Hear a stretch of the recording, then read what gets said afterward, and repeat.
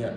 Assalamualaikum warahmatullahi wabarakatuh. Perkenalkan, saya Zanova Alwadi. Kali ini saya akan membuat video Abdul. Yang pertama itu adalah anamnesis dulu. Assalamualaikum warahmatullahi wabarakatuh, Pak.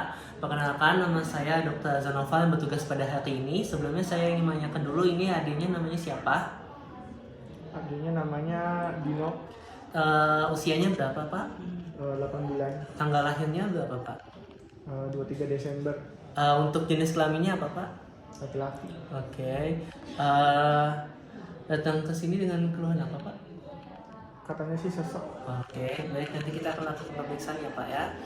Yang pertama itu kita siapkan alatnya terlebih dahulu, di mana itu ada oximeter, lalu kemudian juga ada oximeter, lalu kemudian juga kemudian juga ada stetoskop, lalu kemudian juga ada formulir pencatatan. Lalu kemudian selanjutnya itu adalah kita tenangkan dan hangatkan bayi. Lalu kemudian selanjutnya itu adalah kita lakukan pemeriksaan fisik.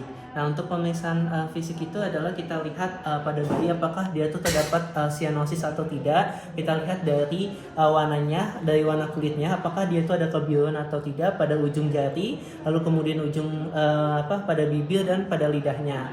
Lalu kemudian selanjutnya itu adalah kita lakukan pemeriksaan laju pernafasan pada bayi, yang dimana untuk yang normal itu adalah 40 sampai 60 kali per menit. Untuk tachycardia itu biasanya lebih dari 60 dan bradycardia itu kurang dari 40. Lalu kemudian selanjutnya itu adalah kita lakukan pemeriksaan nadi. Nah, untuk pemeriksaan nadi ini kita lakukan pada 4 ekstremitas, di sisi kiri dan kanan, di radius brachialis, lalu kemudian di arteri dorsalis pedis. Yang di sini penting gitu ya. Kita cek di sini.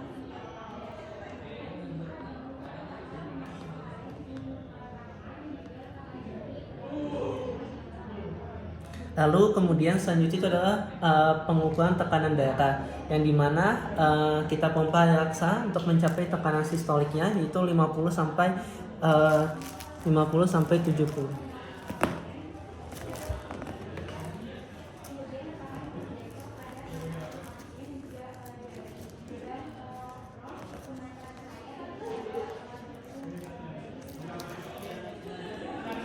Di sini kita pompa terlebih dahulu.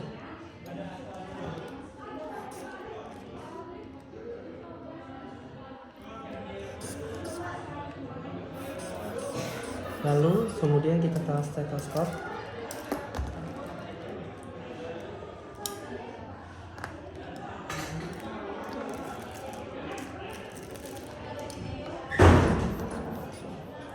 Lalu kemudian selanjutnya itu adalah kita inspeksi pada dadanya, yang dimana kita lihat pada dadanya ini apakah simetris atau tidak, lalu kemudian apakah terdapat bulging atau tidak, lalu kemudian kita lihat infus cordisnya. Lalu kemudian selanjutnya adalah kita palpasi apakah dia tuh terdapat til atau tidak. Lalu kemudian selanjutnya itu adalah kita auskultasi dada dengan lokasi yang benar, yaitu aorta di CS kedua, lalu kemudian pulmonar itu di interkosta 2 kiri, lalu kemudian di tricuspid itu dia tuh di batas sternum di bawah interkosta keempat, dan mitral itu dia di garis tengah klavikula interkosta kelima.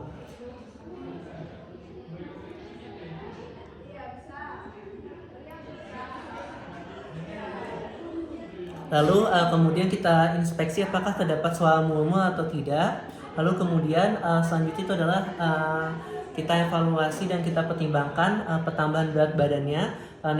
Neonatus dan pertambahan berat badan harus sekitar 200 sampai 300 gram.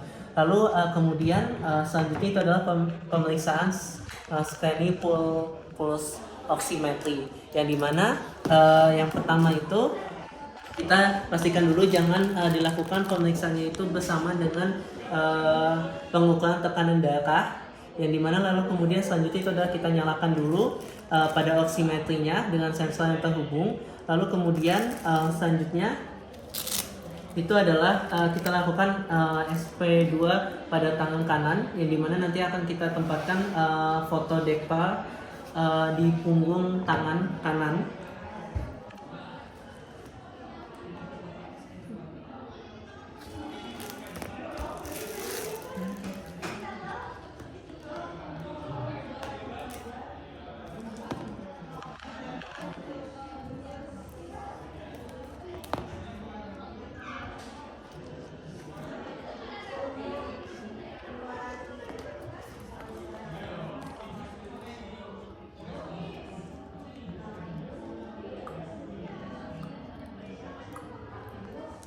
Lalu kemudian selanjutnya itu adalah kita lakukan juga pada kaki.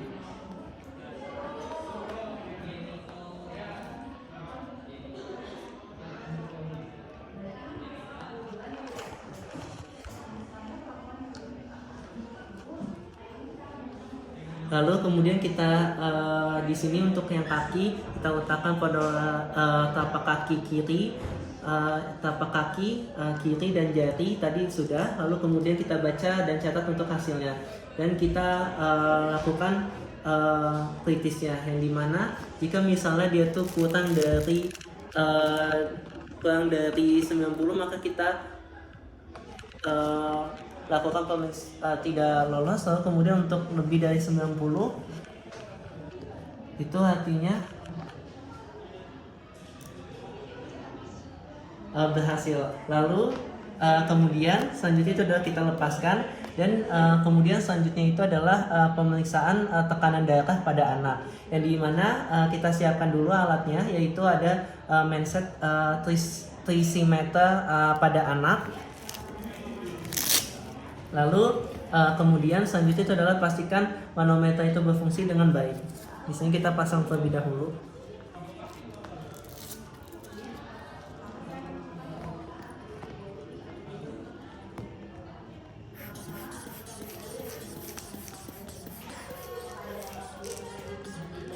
Lalu kemudian selanjutnya itu adalah kita pastikan pasien itu tidak mengonsumsi stimulan adrenalik seperti phenylephrine, lalu kemudian juga spodofrenin yang misalnya seperti obat flu ataupun kafein. Lalu kemudian kita tanyakan ke pasien apakah sudah istirahat 5 menit sebelumnya atau belum. Jika misalnya belum, pasien duduk terlebih dahulu selama 5 menit. Lalu kemudian selanjutnya adalah pengukuran tekanan darah, yang dimana pasiennya itu duduk dengan rileks atau dengan posisi tiduran, dengan posisi tangannya itu sejajar dengan jantung. Lalu kemudian pada anak itu biasanya dilakukan dengan berbaring, dengan lengan sejajar lurus dengan badan pasien. Lalu kemudian selanjutnya itu adalah tutupi tangan dengan Medseth berjarak 3 cm dari siku. Lalu kemudian selanjutnya itu adalah kita tentukan posisi arteri brachialisnya dengan fossa cubitis. Kemudian kita letakkan tanda panahnya. Nah, ini sudah benar. Lalu kemudian selanjutnya itu adalah kita coba untuk pompa Medsethnya. Lalu kemudian sampai lebih kurang itu adalah 20 mmHg di atas hilangnya pelabuhan nadi. Lalu kemudian kita letakkan stetoskop.